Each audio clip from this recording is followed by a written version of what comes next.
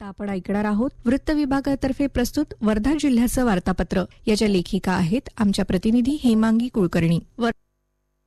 आणि जिल्हा स्तरावर येत्या 28 एप्रिल रोजी सेवा हक्क कायद्याची दशकपूर्ती आणि पहिला सेवा हक्क दिन साजरा करण्यासाठी शासनानं निर्धारित केलेले विविध उपक्रम प्रभावीपणे राबविण्याच्या सूचना जिल्हाधिकारी वानमथी सी यांनी दिल्या. पात्र व्यक्तींना पारदर्शक, कार्यक्षम आणि समयोचित लोकसेवा देण्याकरिता आणि व्यक्तींना पात्र लोकसेवा देणाऱ्या शासकीय विभागांमध्ये पारदर्शकता आणि उत्तरदायित्व आणण्यासाठी राज्यात 28 एप्रिल 2025 पासून लोकसेवा हक्क कायद्याची अंमलबजावणी करण्यात येत आहे. राज्य शासनानं या वर्षीपासूनच 28 एप्रिल हा सेवा हक्क दिन म्हणून साजरा करण्याचा निर्णय घेतला आहे आणि या कायद्याची दशकपूर्तीही होत आहे. या निमित्तानं जिल्ह्यातील ग्रामपंचायत, जिल्हा परिषद, जिल्हा प्रशासन, नगर परिषदा आणि नगरपंचायतच्या कार्यक्षेत्रांमध्ये विविध उपक्रम राबवण्यात यावे अशा सूचनाही त्यांनी केल्या. माहिती आणि जनसंपर्क महासंचालनालयातील 7 वरिष्ठ अधिकाऱ्यांना उपसंचालक माहिती म्हणून पदोन्नती देण्यात आली आहे. सामान्य प्रशासन विभागानं आज या संदर्भातील आदेश काढले आहेत. यामध्ये वर्धेचे जिल्हा माहिती अधिकारी रवी गीते यांचाही सहभाग असून त्यांची नियुक्ती विभागीय माहिती कार्यालय, कोकण भवन, नवी मुंबई इथं उपसंचालक म्हणून करण्यात आली आहे. महात्मा गांधी आंतरराष्ट्रीय हिंदी विश्वविद्यालयाच्या कुलगुरू प्रोफेसर कुमुद शर्मा म्हणाल्या की आपल्याला नवीन तंत्रज्ञानासोबत पुढे जावं लागेल. विकसित भारताचं ध्येय साध्य करण्यासाठी कृत्रिम बुद्धिमत्ता ही एक प्रमुख शक्ती ठरेल. आपण कृत्रिम बुद्धिमत्तेचा वापर जाणीवपूर्वक, सावधगिरीनं आणि विवेकानं केला पाहिजे. महाराष्ट्र शासनाच्या माहिती आणि जनसंपर्क महासंचालनालय, नागपूर विश्वविद्यालयाचे जनसंचार विभाग आणि जनसंपर्क कार्यालय आणि public relation society of India Wardha chapter यांच्या संयुक्त विद्यमानं 22 एप्रिल रोजी कृत्रिम बुद्धिमत्तेचा जबाबदारीने वापर, जनसंपर्काची भूमिका या विषयावरील राष्ट्रीय चर्चासत्राच्या उद्घाटन सत्राच्या अध्यक्षस्थानी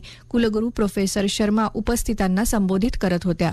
जंगलानं घेरलेलं गाव, सतत वन्य प्राण्यांचा संचार अशा कठीण परिस्थितीत जगत असलेल्या गरमसूर व अन्य 4 गावांच्या पुनर्वसनाचा प्रश्न निकाली निघाला आहे. गरमसूर गावाचा पुनर्वसन विषय निकाली काढल्याबद्दल इथल्या नागरिकांनी सोमवारी पालकमंत्री डॉ. पंकज भोयर यांचा सत्कार करीत आभार मानले. या प्रसंगी माजी खासदार रामदासजी तडस, अशोक कलोडे, सरपंच अर्चना राऊत, वर्धा नपचे माजी उपाध्यक्ष प्रदीप सिंग ठाकूर आदी उपस्थित होते. वर्धा नागपूर जिल्ह्याच्या सीमेवर असलेला बोर टायगर रिझर्व्ह देशातील एक छोटा टायगर रिझर्व्ह असून मागील काही वर्षात आरक्षित वनामध्ये वन्य प्राण्यांची संख्या प्रचंड प्रमाणात वाढली आहे. त्यामुळे रिझर्व्ह क्षेत्र देखील वाढवण्यात आले आहे. परंतु टायगर रिझर्व्हच्या क्षेत्रात असलेल्या गावांचा पुनर्वसनाचा विषय निर्माण झाला होता. सेवाग्राम परिसरातील पायाभूत सुविधा उपलब्ध करून देण्यासाठी शासनानं मंजूर केलेल्या सेवाग्राम विकास आराखड्यातील कामं गतीनं पूर्ण करण्याच्या सूचना राज्यमंत्री गृह, ग्रामीण, शालेय शिक्षण आणि सहकार तथा वर्धा जिल्ह्याचे पालकमंत्री डॉ. पंकज भोयर यांनी केल्या. पालकमंत्री यांच्या अध्यक्षतेखाली जिल्हाधिकारी कार्यालयात आढावा बैठक घेण्यात आली. त्यावेळी ते बोलत होते. सेवाग्राम विकास आराखडा अंतर्गत पहिला टप्पा 145 कोटी, दुसरा टप्पा 17.51 कोटी आणि तिसरा टप्पा 81.57 कोटी अशा 244.8 कोटी किमतीच्या आराखड्यास शासनानं प्रशासकीय मान्यता दिली आहे. मुख्यमंत्री तीर्थदर्शन योजनेच्या पात्र 729 लाभार्थ्यांसह कर्मचारी आणि वैद्यकीय पथक असं श्रीराम मंदिर अयोध्या इथं दिनांक 18 एप्रिल रोजी गौरव भारत विशेष रेल्वेनं वर्धा रेल्वे स्टेशन इथून रवाना करण्यात आलं. या विशेष रेल्वेचे माजी खासदार रामदास तडस यांच्या हस्ते फीत कापून उद्घाटन करण्यात आलं. त्यानंतर रेल्वेला हिरवी झेंडी दाखवून अयोध्येकरिता रवाना करण्यात आलं. यावेळी समाज कल्याण सहाय्यक आयुक्त किशोर भोयर, सामाजिक न्याय विभागाचे अधिकारी आणि कर्मचारी उपस्थित होते. वर्धा जिल्हा न्यायालयामागे 5,41,21,734 रुपये खर्च करून बांधण्यात आलेल्या एकात्मिक आदिवासी विकास प्रकल्प कार्यालयाच्या नवीन इमारतीची पालकमंत्री डॉ.